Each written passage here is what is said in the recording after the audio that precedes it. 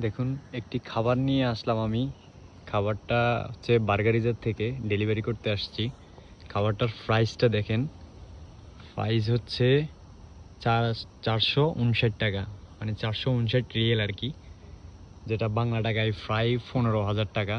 এই হচ্ছে কাস্টমারের বাসা। আমি এখন কাস্টমারকে ফোন দিব, দেখি কি বলে।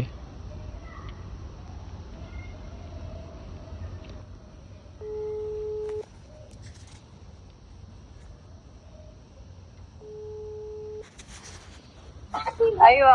সালাম আলাইকুম। وعليكم السلام. হাঙ্গের স্টেশন নাম। اوكي.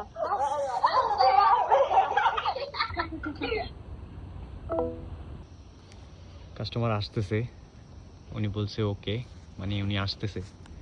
দেখুন কি পরিমাণে ওরা খায় খাবার, শুধু রাত্রের খাবারই 459 রিয়েল। তাহলে বুঝেন কি পরিমাণে তারা মানে রেস্টুরেন্টের খাবার খায়।